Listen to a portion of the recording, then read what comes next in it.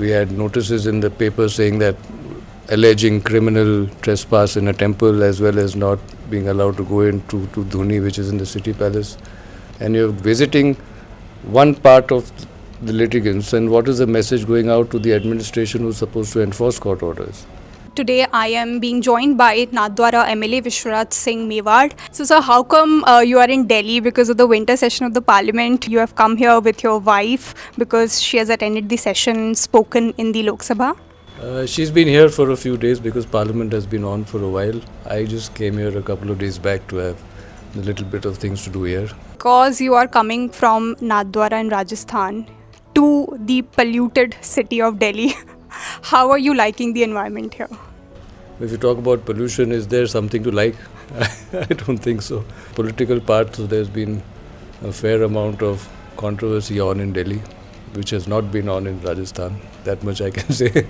Opposition has been bashing Amit Shah's statement on Ambedkar, and centre's stand is that the statement has been twisted and turned in a certain manner to, defame Amit Shah. Well, as far as Dr. Ambedkar and what has been said is that we all know who has written our constitution and we are all abiding by the constitution.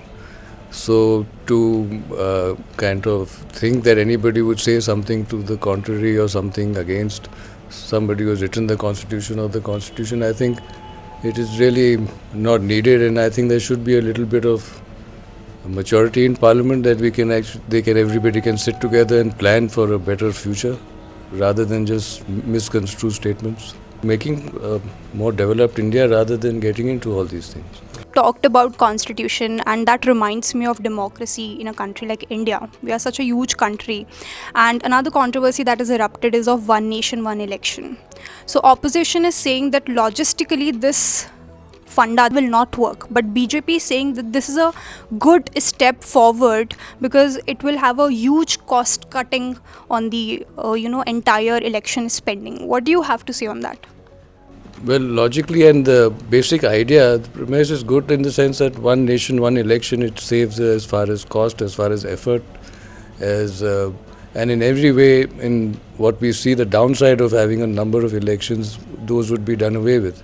And yes, there are logistical things to be addressed too. And this is what I say is that everybody, if you agree that it is basically a good idea, then you should get together and work to make it work. So if Lok Sabha and the assembly elections are happening simultaneously, do you think that at ground level it will pose some challenges? Challenges to some extent as logistically, in the sense when you see that currently they are separate, but still you need a lot of arrangements need to be made to conduct these elections, and in some way it's a duplication of effort, as in the sense if you have them both together, that same effort can look after both elections, and in some ways it would require a little more of an arrangement. So these things can always be worked out, and it would, in a sense, if it happens together, keep the politics aside, it's for the citizens, I think it would be far more convenient. Rahul Gandhi's statement where he said that ancestors of the royal families, they were pliant to the East India Company.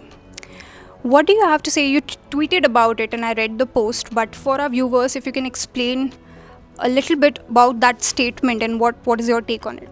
I had given some detail in my tweet, but these kind of statements are really uncalled for. It shows that the person is either unaware of history or is purposely distorting history.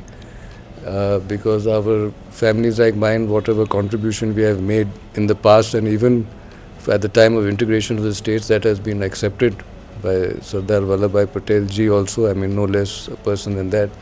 So I think these statements are also, I see no reason for them to be made, and they are baseless.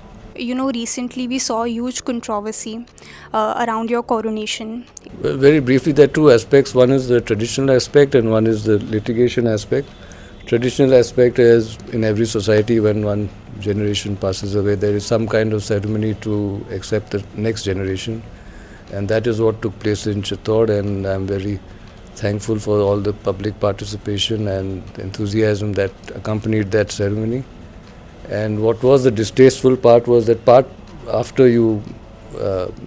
that ceremony, I was to go to Eklinji temple and also to Dhuni, which is in the city palace, and we had notices in the paper saying that alleging criminal trespass in a temple as well as not being allowed to go into to Dhuni, which is in the city palace. I see no reason for that. Eklinji Trust, Eklinji Mandir itself is open to public. This part of the palace is open to the public. And to think that I'm going to I'm responsible for some kind of criminal trespasses, I think it is pathetic to make such an allegation. And the litigation part is that it's a simple partition suit, and we've had an order in our favor in the trial court. The operative part is stayed by the High Court, but it remains that the Income Tax Tribunal has declared everything as HUF, which means everybody has a share. And it is my uncle who has agreed to the HUF in his individual capacity, but he's going by this will of my grandfather. So in case you talk about the will, in that case you can only the executor is the one who's entitled to speak. Nobody else can speak. Anybody else who's speaking cannot be taken seriously. So you also objected to President Murmu's visit to the city palace. Like, I understand that the city palace is under litigation right now, but such a high-level dignitary visiting the palace, and you objected. So if you can... I objected because the high-level dignitary signifies something and is symbolizes something. And when you have a ancestral estate and there are photographs of her looking to the historical aspects of the particular property, and at that time my father was there and he's the head of the family, accepted so, and you can go into a property which has been declared HUF, the tribunal declares HUF, and you don't even mention a word to the head of the family.